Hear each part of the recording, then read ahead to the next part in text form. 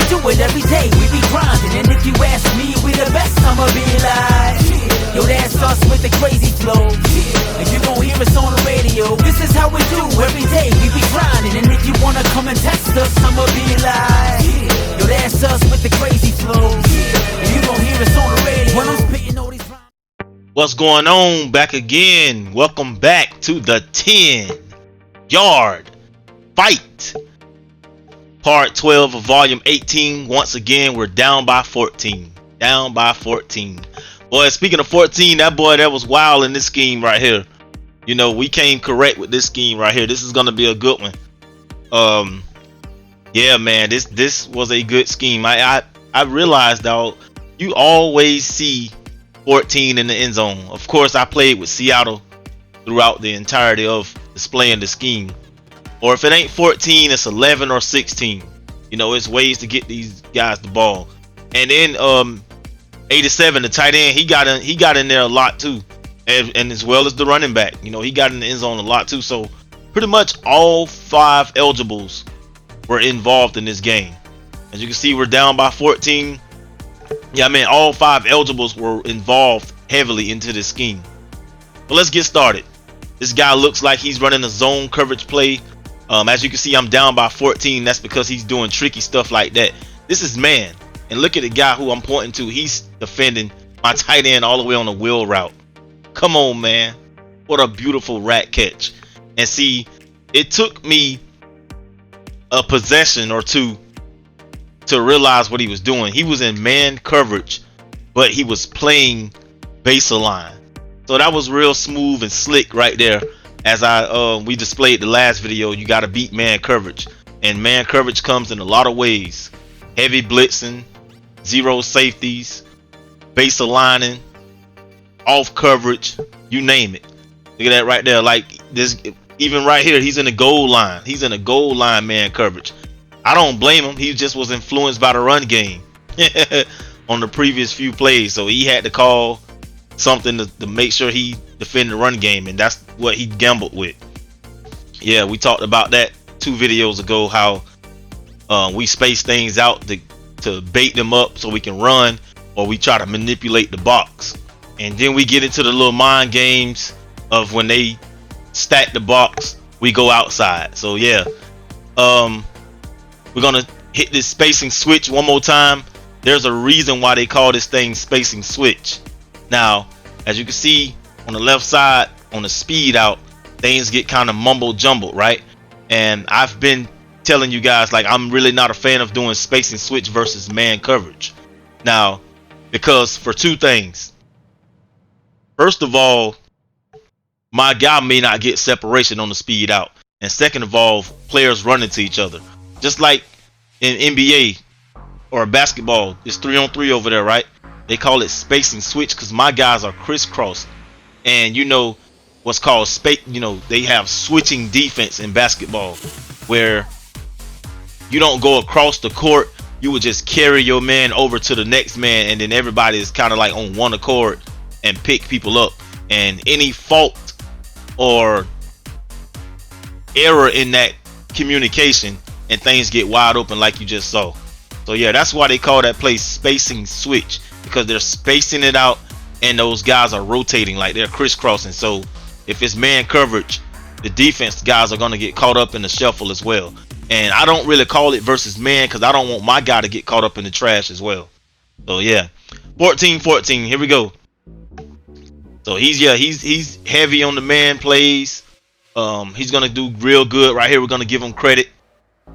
Yeah, he jumped up 14 zip pretty good, and I had to figure this stuff out because he's spacing his defense out, although he's calling a lot of man coverage plays. Look at this right here. He's blitzing from the play side. Play side right here, we're calling that bench pivot. Got the double move going, and I couldn't work that side of the field because he was coming off hot on that side. So kudos to him. I should have been doing like a curl route to the long receiver in that sense, but you live and learn, right? 3rd and 21. Here we go. So I'm thinking I'm going to my corners, my man beaters, and lo and behold, he flipped to zone. And you guys already know the answer to that. You know the rest of the story to that right there, boy. They get in zone coverage versus Z spot and go. It's most likely a wrap. And they're gonna always bite on that little stop and go part. I love it, man. It's just like the same routine. Like they all do it, but you don't get to sit up here and do it all day. As you can see, the safeties are just gonna sprout out. We got the center of the field to work with. He's the user in the middle. He's kind of over pursued. He's off track, off course, and he tried to get back, but it was too late. Like I say, man, 14, 16, and 11 is always in the end zone, followed by 87 and 9. All 5 eligibles.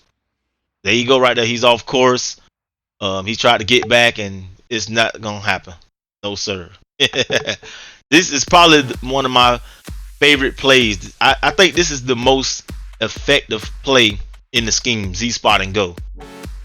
And you can't force it. You know, you got to set that stuff up. You got to lure them into cover 2 and zone coverages. And you do that by taking the small yards in the flats over a period of time. Then they just get sick and tired and they try to make things real blurry out there for you. That's the best way to say it. So yeah, 14-21, I came back. I'm winning. I got the ball. He is in trouble. He's in a whirlwind of trouble at that. Here we go, slow motion. Look at this right here. Look at that return route. Dig return. Now this looked like basketball. Look at him as user. He got crossed up.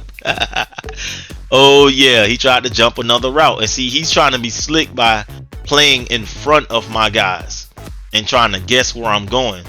So I don't blame him. You know, he's trying to be progressive. You know, proactive. Look at the kick out block right there. And that's the stuff that they don't expect. You know, kick out blocks and stuff are like pulling guards. You know, they change the math post snap. So yeah, I hope we find more plays like that with the kick out blocks. Nope, can't get me. User skills in space, baby. So yeah, the run game is vital also. He got a lot to work with, and at this point we were just putting the pedal to the metal. All right guys, that's the cash out. That's the tip jar. Any tips will be gladly appreciated. Madden 24 is coming out tonight. This is pretty much the last of the days of Madden 23. I may put out one more video that I was trying to get out, and then we'll start on Madden 24. Yeah, I know a lot of you guys don't get the release date as soon as, so yeah, I might put out 1 or 2 more videos of this scheme right here or something, and then we'll start on 24. But yeah, I got big plans for 24. That's it right there for him. He never scored again. I went on a 21-0 scoring run in the third quarter, took over the momentum, made the adjustments, and we never looked back. As you can see, this is the next game right here. He's coming off of an interception. You can see 2 turnovers at the top of the screen. I'm just getting the ball. The first time I had the ball, I had to punt and go 3 and out. So that's how that was. And here we go. We're back at it again. I wanted to show the Ravens twice. You know, the flop 2 times. So first time I was on the road. This time I'm at home. Let's get it. Z spot and go is the call. 2 high safeties. Oops, my bad. Football guard spared me then. Don't force it. Don't force it. Yeah, they spared me then, you know. Sometimes it's gonna be like that. But at least I clicked on and contested the catch. So that kind of helped out too, versus it being a straight up interception. Yeah, you gotta have them user skills. Next play, here we go, getting half of the battle. This is the 10-yard fight. We mean well when we call it that, because we're here just for the first down, and we'll take anything else extra as an added bonus. So right here, got these stationary routes. What a beautiful completion. As you can see, these are stationary routes right here. Everybody's in a hook, and you're able to throw to the left or the right side of their shoulder. Man, forget the passing reticle, the free forming. They better come correct next season in 24 if they want me to get involved with that free form stuff, because I just didn't see the purpose. Yeah, I just didn't see the purpose. If you could throw this ball on the left and right side of the shoulder without the reticle, we good to go. So yeah, he came in hot once again. No safety over the top. I put that in my mental note for the next down, and we're finna go straight to the post. keep in mind, guys, they call that route the post because you're going to the goal post. And that's no safety over the top, right? So I flip the play over to give myself some space. And if we beat our man inside, we're going to the post. Got him. 14 straight down the middle. Yes, sir. Gotta love it. Got caught slipping. Yeah, so that's one of my little plays. You don't really see me do that often. It's for like certain scenarios. Like if I'm trying to play safe, I hit the mesh points. I'm playing too safe. Or it's just we just know it's zero coverage. We'll hit the we'll take a gamble and try to go with the post. Another user pick, boy. Number 6 is always catching a pick, boy, for this team right here, boy. Yeah, guys, if you haven't, refer to the user picks versus the bunch sets. Here we go again. I tried to be slick and come out with the mesh post again, but this time he got 2 high safeties, and the football god spared me again. I'm supposed to pay the price for that. But they spared us again. They say the ball don't lie, right? Right here, that's a high-low read versus a low-high read. And 2 high safeties, you're supposed to be reading low first. Just like this right here. You're not guaranteed this, but just having a read and having some answers or possibilities is what it's all about, right? I hope you guys have been making adjustments. I want you guys to realize that you can turn this ball over, you can throw picks, but it's about how do you respond to things. Do you watch film? Do you take notes? And do you make adjustments? All right, guys, this is Coach KK, Part 12. I'm out, yo. This is how we do it every day. We be grinding, and if you ask me, we the best. I'ma be like, yo, that's us with the crazy flow. And you gon' hear us on the radio. This is how we do every day. We be grinding, and if you wanna come and test us, I'ma be like, yo, that's us with the crazy.